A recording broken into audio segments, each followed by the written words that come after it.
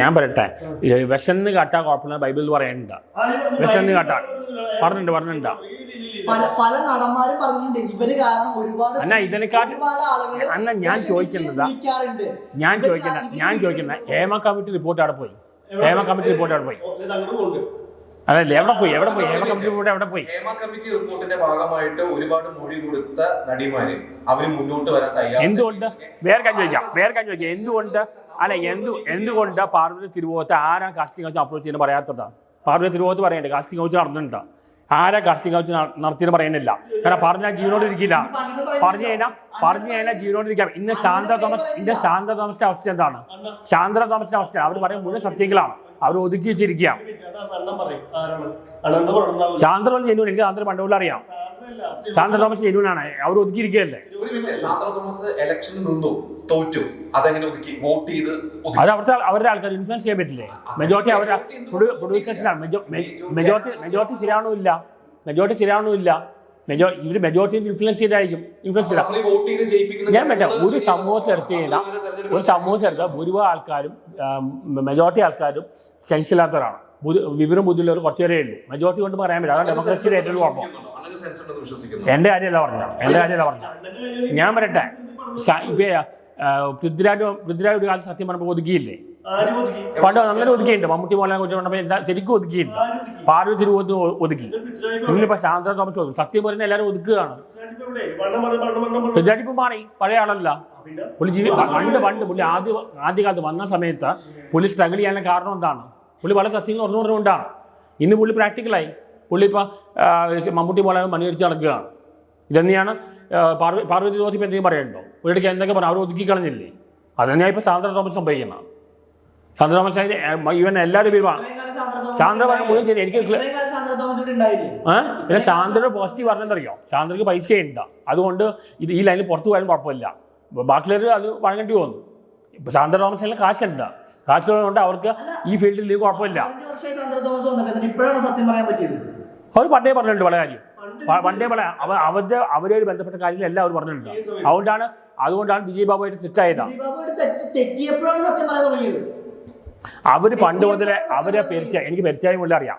അവരെല്ലാം too much ഫ്രാങ്കായതിൻ്റെ പേരിലാണ് അവരടക്ക പിരിയാൻ കാരണം. അവര് ടൂ മച്ച് ഫ്രാങ്ക്. അവരായിട്ട് ബന്ധപ്പെട്ട കാര്യങ്ങൾ അവർക്ക് പറയാൻ പറ്റുള്ളൂ. അവർ മൈ സ്റ്റോറി സംഭവത്തെ വെച്ച് പറഞ്ഞില്ലേ? പൃഥ്വിരാജും മറ്റേ പാർവതി തിരുവോത്തും രണ്ടുപേരിനോട് കറങ്ങി നടന്ന ആ സിനിമ മുഴുവൻ കൊളായി.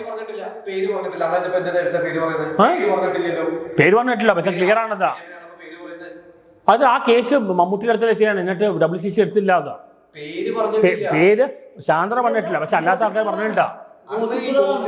ഗോസപ്പ് അല്ല അത് ക്ലിയർ ആയിട്ട് അത് WCCയിൽ എത്തിയതാണ്. അവരത് ഒതുക്കി കളഞ്ഞാണ്. ആ പ്രൊഡ്യൂസർ ഡയറക്ടർ പറഞ്ഞല്ലോ, ആ സിനിമയുടെ പ്രൊഡ്യൂസർ ഡയറക്ടർ ഒരു സ്ത്രീയാണ്, റോസ്ലി പറഞ്ഞ പ്രൊഡ്യൂസർ ഡയറക്ടർ.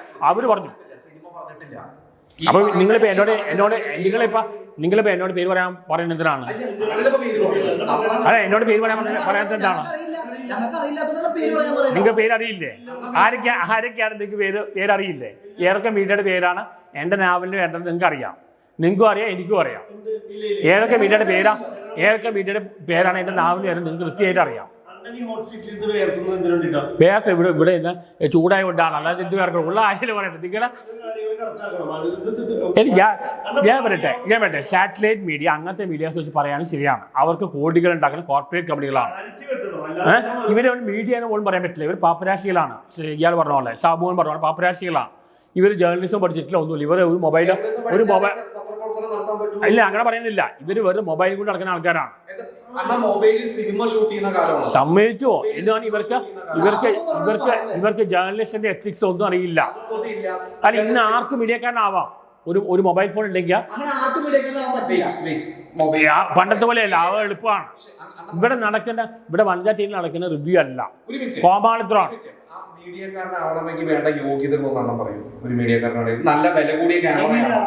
ക്യാമറ ഒന്നല്ല, ഒരു ബേസിക് എത്തിക്സുകൾ അറിയണ്ടേ ഇവർക്ക് അതൊന്നും അറിയില്ല. ഇവർ ഒരു മൊബൈൽ കൊണ്ട് ഓൺ പിടിക്കുകയാണ്. ജേർണലിസ്റ്റിന്റെ ബേസിക്സ് പോലും ഇവർക്ക് അറിയില്ല. ഇവര് പ്രോപ്പറായിട്ട് ജേർണലിസം പഠിച്ചിട്ടേ ഇല്ല.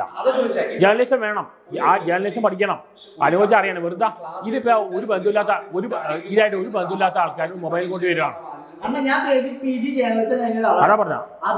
അതുകൊണ്ട് ഇവിടെ ഈ ഫീൽഡിൽ പിടിച്ചു നിൽക്കാൻ പറ്റില്ല.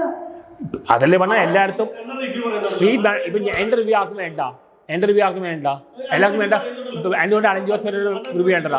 ഇവിടെ യൂണിവേഴ്സിറ്റി റിവ്യൂവിനെക്കാട്ടി ആൾക്കാർ കാണുന്നു അശ്വൻ ഗോക്ക് റിവ്യൂ. കാരണം അശ്വൻ ഗോക്ക് കോമാത്രം കാണിക്കുന്നു. ഞാൻ ഇവിടെ എല്ലാ എന്റർടൈനിങ് ആണ്. അലൻ ജോസ് പെരേര കാണിക്കുന്ന എന്റർടൈൻമെന്റ് ആണ്. അലൻ ജോസ് പെരേര കാണിക്കുന്ന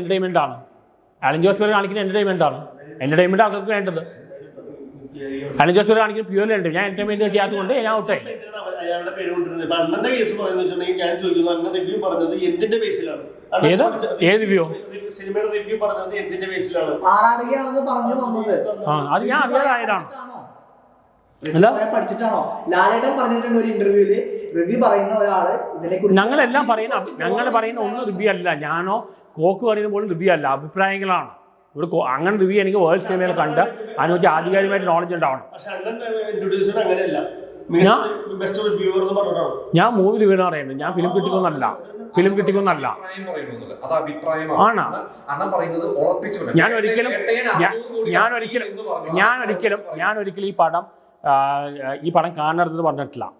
എനിക്ക് ഇഷ്ടപ്പെട്ടില്ല, പറഞ്ഞിട്ടില്ല. അങ്ങനെ ആ പടം വേട്ടയൻ 600 കോടി കളക്ട് ചെയ്യുന്നു പറഞ്ഞു. അത് കളക്ട് ചെയ്തിട്ട് പടം ഫ്ലോപ്പ് എന്ന് വെച്ചിട്ടുണ്ടെങ്കിൽ അപ്പൊ ഇങ്ങനെ ഉറപ്പിച്ച് പറയരുത് എനിക്ക് ഇഷ്ടപ്പെട്ടു എന്നേ പറയാം. ഞാൻ ഒരിക്കൽ കാണരുതെന്ന് പറഞ്ഞിട്ടില്ല. ഒരു സിനിമയെ കണ്ടിട്ട അല്ല, അതെങ്ങനെ 600 കോടി കളക്ട് ചെയ്യുന്ന ഏത് അർത്ഥത്തിലാണ് അണ്ണൻ പറഞ്ഞത്? എനിക്ക് ആ പടം ഇഷ്ടപ്പെട്ടു എന്ന് വെച്ചാൽ 600 കോടി കളക്ട് ചെയ്യുന്ന എങ്ങനെ ഉറപ്പിച്ച് പറയുന്നത്? എനിക്ക് ഇഷ്ടപ്പെട്ടു. ഞാൻ എൻ്റെ അഭിപ്രായം പറഞ്ഞതാ. എനിക്ക് ആ പടം ഇഷ്ടപ്പെട്ടു. അങ്ങനെ ആ രീതിയിലാണ് ഞാൻ പറഞ്ഞത്. എനിക്ക് ഇഷ്ടപ്പെട്ടു. എൻ്റെ അഭിപ്രായം ഞാൻ പറഞ്ഞതാ. 600 കോടി കളക്ട് ചെയ്യുന്നു പറഞ്ഞു. ആ പടം നഷ്ടമായിരുന്നു. ആയിക്കോട്ടെ, ഞാൻ എനിക്ക് ഇഷ്ടപ്പെട്ടു. ആറാട്ട് സിനിമ എനിക്ക് ഇഷ്ടപ്പെട്ടു. പക്ഷേ ഫ്ലോപ്പ് ആണല്ലോ. ഞാൻ ആറാട്ട് സിനിമ എവിടെ ഓടി അത് ഞാൻ പറയുന്ന അഭിപ്രായം, ഞാൻ പറയുന്ന റിവ്യൂ അല്ല, ഓൺലി ഒപ്പീനിയനാണ്, അഭിപ്രായമാണ്. ഇത് ഞാൻ കോക്കും എല്ലാവരും പറയണം. അല്ലെങ്കിൽ ജോയ് മാറ്റി പോലെ ആൾക്കാരല്ല വേൾഡ് സിനിമ ആധികാരികമായിട്ട് പറയണമെങ്കിൽ അങ്ങനത്തെ ആൾക്കാർ വേണം. ഞാൻ റിവ്യൂ പറഞ്ഞു. ഞാൻ അതിന്റെ ഒപ്പീനിയനിൽ പറയുന്നതാണ്. ഞാൻ വണ്ടേ പറഞ്ഞല്ലോ. ഇതൊന്നും കോക്ക് കൊടുക്കണം, ഞാൻ കൊടുക്കണം, ഒന്നും റിവ്യൂ അല്ല. ആരോപണങ്ങൾ വരുമ്പോ ഈ രാജിവെക്കണോ വെക്കണ്ടയോ നമ്മൾ തെളിയിച്ചിട്ടില്ല. അത് ആ രാഷ്ട്രീയത്തിലായിക്കോട്ടെ സിനിമയിലായിക്കോട്ടെ. ഇപ്പൊ രാഹുൽ മാങ്കൂട്ടത്തിന്റെ MLA സ്ഥാനം രാജിവെക്കണമെന്നാണ് പറയുന്നത്. സിനിമയിലാണെങ്കിൽ അമ്മ പ്രസിഡന്റ് സ്ഥാനം, സെക്രട്ടറി സ്ഥാനം. എന്തുകൊണ്ട് ഇതെല്ലാം അമ്മേനെ എല്ലാവരും രാജിവെച്ചത്? കാരണം അവർക്ക് ഈ ഹേമ കമ്മിറ്റി പേടിച്ച് തന്നെയാണ്. മോഹൻലാൽ ഉൾപ്പെടെ പല ആൾക്കാരും, സിദ്ദിഖ് ഉൾപ്പെടെ പല ആൾക്കാരും, അതെല്ലാം പല ആൾക്കാരും രാജിവെച്ചത് അവർ ഈ ഹേമ കമ്മിറ്റി പേടിച്ച് തന്നെയാണ്. രാജിവെക്കണമെങ്കിൽ പണ്ടേ രാജിവെക്കാൻ ഹേമ കമ്മിറ്റി റിപ്പോർട്ട് എത്ര നാളെ എന്തുകൊണ്ട് വരുന്നില്ല? അത് എത്ര നാളെ ഇങ്ങനെ തള്ളി മാറ്റണം? ആ മൊഴി കൊടുത്തവർക്ക് മുന്നിൽ വരാൻ താല്പര്യമില്ല എന്ന് പറഞ്ഞാൽ പിന്നെ എങ്ങനെയാ? അതാ പറയാം, എല്ലാം കണക്കാണ്. അത് തന്നെയാണ് പ്രശ്നം. അത് തന്നെയാണ് ഗണേഷ് കുമാർ പറഞ്ഞത്. നിങ്ങളുടെ കഥകൾ പറയുമ്പോൾ ഞങ്ങൾക്ക് കഥകൾ പറയാനുണ്ട്. ഗണേഷ് കുമാർ പറഞ്ഞതാണ്. ആളത്തെ ശരിയാണ്. നിങ്ങൾ ഈ WCC ആൾക്കാർ കഥകൾ പറയുമ്പോൾ ഞങ്ങൾക്കും കഥ പറയാനുണ്ട്. അതുകൊണ്ടാണ് പറഞ്ഞു ചോദിച്ചാൽ ആരാണ് എന്നെ കാർഷിക ഓപ്പറേറ്റർ പറയാത്തത്? കാർഷിക ഇട്ടിട്ടുണ്ട്, ആരും പേര് പറയുന്നില്ല. ഗണേഷ് കുമാർ പറഞ്ഞ കറക്റ്റാണ്. അവർക്ക് കഥ പറയാനുണ്ട്, ഞങ്ങൾക്കും പറയാനുണ്ട്. എല്ലാം കണക്കാണ്. ഈ ഫീൽഡിൽ കള്ള്, ഡ്രഗ്സ്, ചതി എല്ലാം ഉണ്ട്. ഈ ഫീൽഡ് മാത്രം ഞാൻ ഈ ഫീൽഡിന്റെ കാര്യം പറയാം. എല്ലാ ഫീൽഡിലും ഉണ്ട്. പക്ഷേ ഈ ഫീൽഡിൽ ഇപ്പൊ ഞാൻ പറയാം, കള്ള്, ഡ്രഗ്സ് പറയുന്നേക്കാം. അല്ല, കള്ള്, ഡ്രഗ്സ് പറയട്ടെ കള്ള്, ഡ്രഗ്സ്, പെണ്ണ ഇത് വരാൻ കാരണം ഇത് ക്രിയേറ്റീവ് ഫീൽഡ് ആയതുകൊണ്ടാണ്.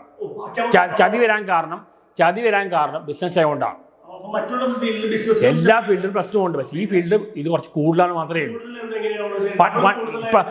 നിങ്ങൾ മറ്റേ ഫീൽഡിൽ ഇപ്പോഴാണ് മോശം പറയുന്നത്. പണ്ട് എത്ര നടിമാര് എന്തൊക്കെ സംഭവിച്ചിട്ടുണ്ട്, എന്തൊക്കെ ഇവരെന്നെ പറഞ്ഞിട്ടില്ല, സിനിമാക്കാരനെ പറഞ്ഞിട്ടില്ല, എന്തൊക്കെ. ഇപ്പോൾ ശോഭ ആക്ട്രസ് പറ്റി എന്താണ് ഇപ്പൊ അന്ന് കേസായോ? ഇന്നിപ്പോ